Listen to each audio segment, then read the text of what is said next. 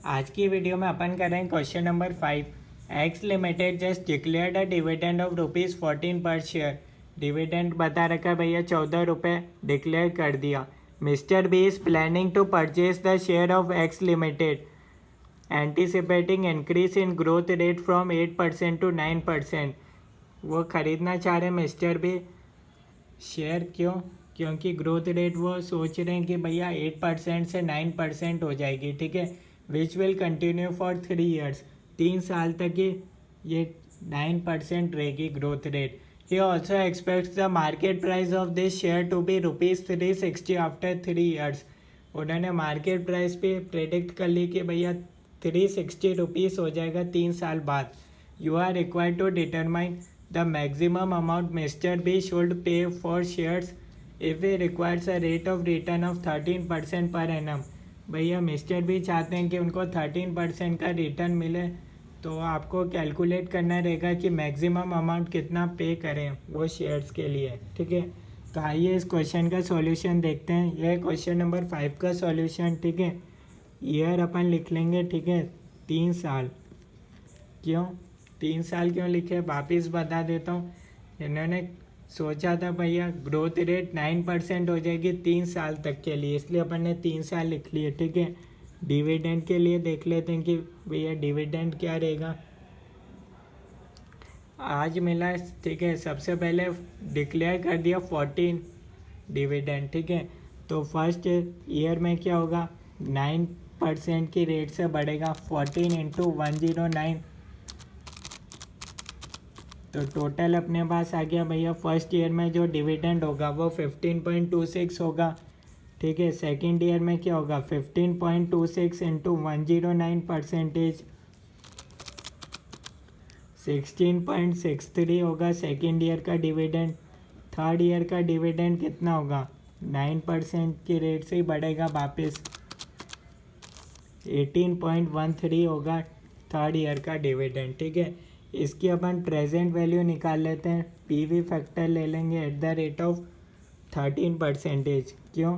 क्योंकि उनको 13% rate of return चाहिए। 1/1.13 इक्वल्स टू का साइन दबा दो तो ये आपके पास आ गया 0.884, इक्वल्स टू का साइन दबा दो 0.783, एक और बार इक्वल्स टू का साइन दबा दो 0.693।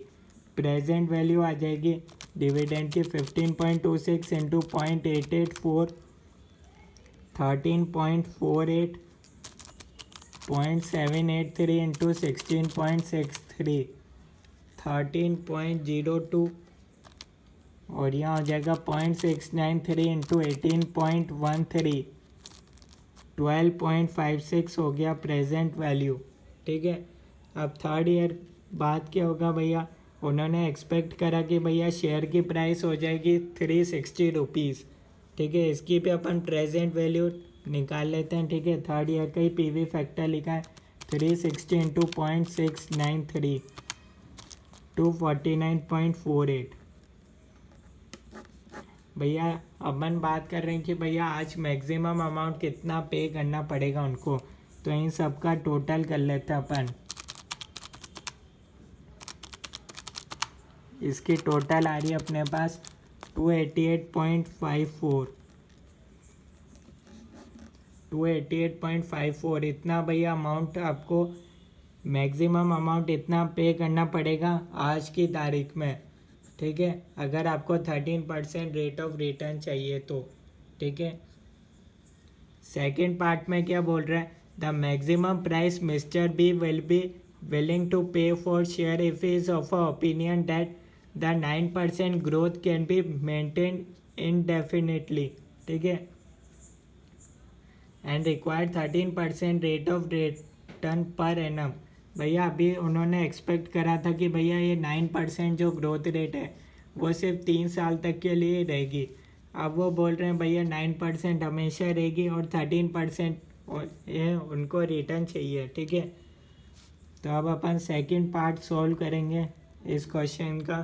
ठीक है, तो इसको अपन गॉर्डन फार्मूला से यूज़ कर लेंगे। P0 = D1 divided by KE - G।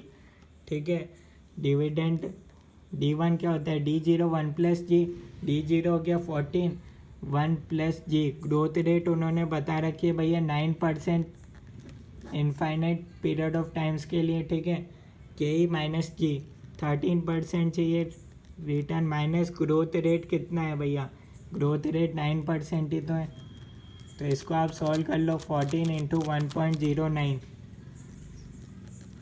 15.26 और 13 माइनस 9 हो जाएगा 4%। तो 15.26 डिवाइडेड बाय 4%, 381.5। ये है भैया सेकेंड पार्ट का answer. Maximum price mister B will be willing to pay for share इतना होगा भैया 381.5।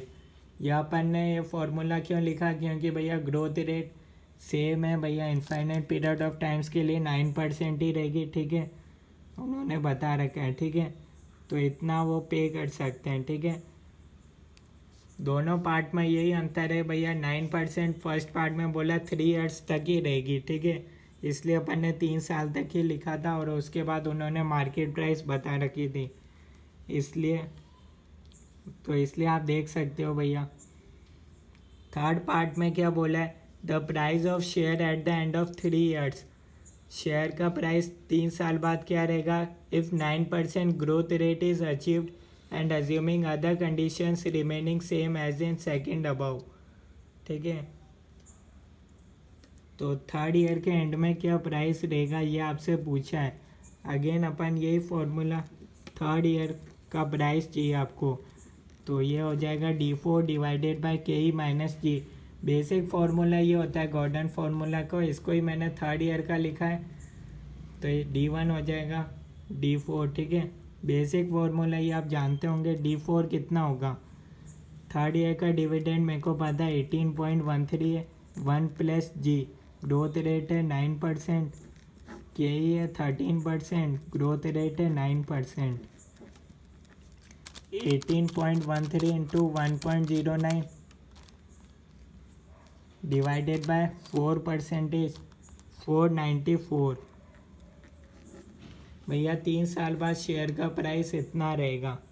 The price of share at the end of 3 years, ये हो जाएगा शेयर का प्राइस 3 साल के बाद, ठीक है। तो ये इस क्वेश्चन का सॉल्यूशन, ठीक है। कोई डाउट है तो आप कमेंट्स में बता सकते हो, सॉल्यूशन देख लो, ठीक है। यहाँ फर्स्ट पार्ट में अगेन बता देता हूँ, इन्होंने ग्रोथ रेट फर्स्ट पार्ट में अज्यूम करा था सिर्फ 3 साल तक ही 9% रहेगा, उसके बाद कितना रहेगा ये पता नहीं है, आप देख सकते हो, ठीक है। Growth rate which will continue for 3 years, first part में ये पूछा था। सेकेंड पार्ट में चेंज हो गया, 9% growth can be maintain infinite times, ठीक है। तो इसलिए अपन ये फ़र्क था फर्स्ट और सेकेंड पार्ट में, ठीक है। फिर थर्ड पार्ट में कुछ नहीं करे, इसके आगे प्राइस ही पूछी है 3 साल बाद की, ठीक है। ओके, कोई डाउट है तो आप बता सकते हो, ओके।